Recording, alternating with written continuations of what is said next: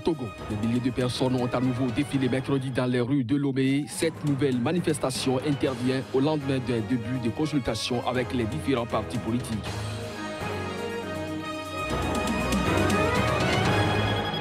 Au Nigeria, quelques 100 000 personnes déplacées par les violences de Boko Haram ont commencé mercredi à recevoir des papiers d'identité officiels afin de les aider à retrouver une existence normale. Les dirigeants européens et africains se sont retrouvés mercredi en France. Il est question d'accélérer la mise en œuvre de la force régionale du G5 Sahel face aux djihadistes.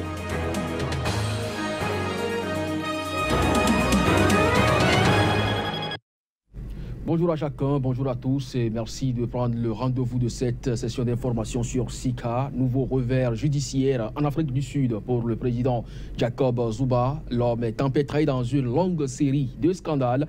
La haute cour sud-africaine lui a ordonné de mettre en place d'ici un mois une commission d'enquête sur la corruption au sommet de l'État. Il s'agit d'une décision qui intervient 3 jours avant la conférence du Congrès national africain, le parti au pouvoir qui doit choisir le successeur de Jacob Zuma à sa tête. La justice sud-africaine ordonne au président Jacob Zuma, empêtré dans une longue série de scandales, de mettre en place d'ici un mois une commission d'enquête sur la corruption à la tête de l'État. En effet, le chef de l'État avait saisi la justice pour obtenir l'annulation d'un rapport officiel très compromettant pour lui. Un document qui met notamment en lumière l'implication d'une puissante famille d'hommes d'affaires, les Gupta, dans la gestion des affaires de l'État sud-africain. Dans ses conclusions, l'auteur du rapport, l'ex-médiatrice de la République Thuli Mandosela, réclamait une commission d'enquête sur le sujet, ce que le président a toujours refusé. En plus de demander l'annulation de ce document embarrassant, Jacob Zuma avait également tenté d'en interdire la publication. Mercredi, la haute cour de Pretoria a donné tort au chef de l'État, estimant qu'il avait fait preuve d'une grave imprudence en réclamant l'annulation du rapport. Selon le juge, le rapport de la médiatrice avait révélé des niveaux inquiétants de malversation et de corruption au mépris absolu de la bonne gouvernance. Par ailleurs, la haute cour de Pretoria a également ordonné au chef de l'État de payer personnellement les frais engagés pour son action en justice. Je vous le disais, l'ANC se réunit donc à partir de samedi pour élire un successeur à Jacob Zuma qui achève 10 ans de gestion.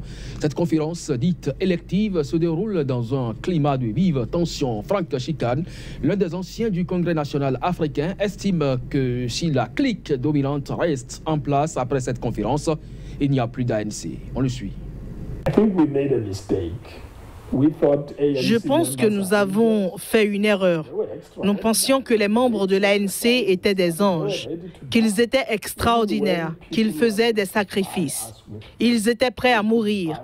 Même quand certaines personnes voulaient nous acheter avec de l'argent, ça ne marchait pas pendant la lutte contre l'apartheid. Mais aujourd'hui, les gens sont achetés. Ils se vendent. Ils utilisent les pouvoirs de l'État pour leurs intérêts personnels et ceux de leur famille. La nation entière désapprouve ce qui se passe. Si vous aviez une élection demain avec ces personnes sur les listes électorales, la nation voterait contre eux. On l'a bien vu lors des élections locales. Je ne m'inquiète pas pour le peuple d'Afrique du Sud. Je ne m'inquiète pas pour les membres de l'ANC.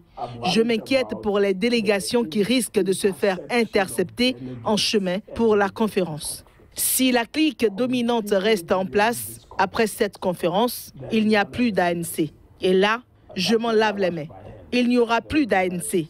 La seule ANC possible, c'est une ANC dirigée par des personnes qui ont à cœur l'intérêt des masses. C'est pour ça que l'ANC a été créée.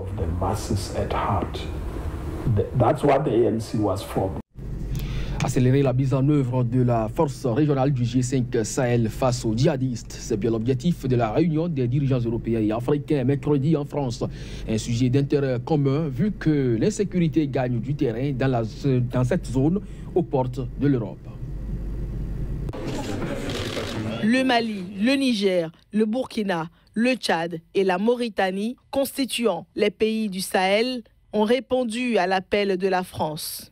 L'objectif de cette rencontre de soutien est d'accroître la mobilisation au profit du G5 Sahel sur les plans militaires, politiques et financiers. Et pour mener cette réflexion, l'Allemagne, l'Italie et la Belgique, ainsi que plusieurs donateurs dont l'Arabie Saoudite, les Émirats Arabes Unis et les États-Unis sont également représentés.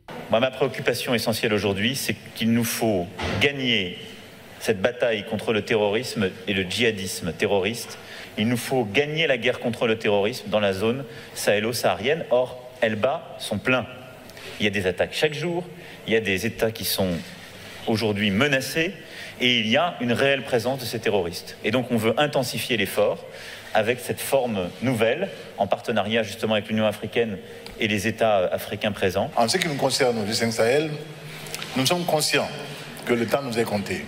Nous sommes conscients qu'avec ce qui s'est passé au Moyen-Orient, avec la fin de la guerre en Syrie, il y aura un reflux vers nous. Et nous ne souhaitons pas que ce qui n'a pas été engrangé par certains au Moyen-Orient le soit dans le Sahel. Nous devons dire l'urgence aujourd'hui à faire en sorte que notre force conjointe du G5 Sahel aboutisse rapidement à des résultats concrets dans sa lutte contre le terrorisme. Outre l'enjeu sécuritaire, l'ONG Human Rights Watch a suggéré à travers un communiqué publié mercredi de combattre les problèmes à la racine, à commencer par la faiblesse de l'état de droit et les abus de pouvoir. Cette réunion sera complétée par un sommet en février à Bruxelles qui pourrait donner un rôle plus important à d'autres pays africains comme le Sénégal ou l'Algérie, acteurs clés dans la région. Au Togo, des milliers de personnes ont à nouveau défilé mercredi dans les rues de Lomé à l'appel de l'opposition. Cette nouvelle manifestation intervient au lendemain du début des consultations avec différents partis politiques en vue de la tenue du dialogue réclamé par la communauté internationale. Des concertations qui ont été boycottées au début par l'opposition. Reportage. Ils ont à nouveau défilé mercredi dans les rues de Lomé. Ils étaient des milliers de personnes à l'appel de l'opposition qui a boycotté les concertations proposées par le gouvernement pour sortir de la crise politique que traverse le Togo depuis 3 mois. D'après Jean-Pierre Fabre, le chef de file de l'opposition, la mobilisation va se poursuivre jusqu'à satisfaction des revendications, notamment le retour à la Constitution de 1992 qui prévoyait une limitation à 2 mandats présidentiels et le départ du président Faure Gnassingbé. À la veille de ces manifestations, le gouvernement a entamé des consultations avec différents partis politiques en vue de la tenue d'un dialogue réclamé par la communauté internationale. Mais la principale coalition d'opposition, composée de 14 partis, a décidé de boycotter ces discussions qui se déroulent à huis clos à la primature et de maintenir son appel à manifester comme elle le fait quasiment chaque semaine depuis 3 mois.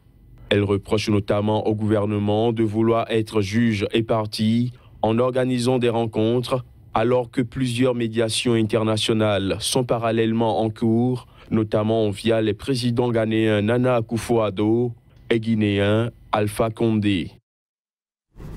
Le Niger espère jusqu'à ce jeudi lever à Paris 17 milliards de dollars de fonds publics et privés. Une cagnotte qui sera destinée à doper sa croissance sur 5 ans et garantir sa sécurité. Une manière de soulager le budget national également. Reportage.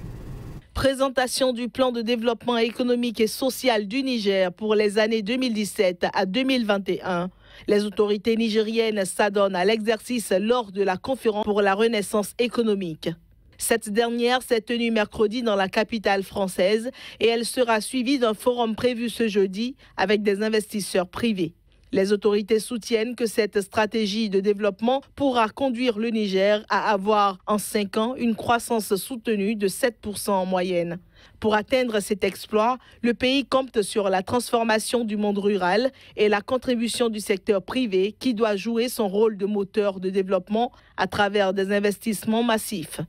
Toute stratégie ayant un coût, le plan de développement économique et social du Niger est estimé à 27 milliards de dollars, dont 10 milliards sont apportés par le gouvernement nigérien. Les 2 réunions de Paris doivent permettre au pays de lever les 17 milliards restants, soit 10 milliards provenant du secteur privé et 7 milliards auprès des banques et autres institutions.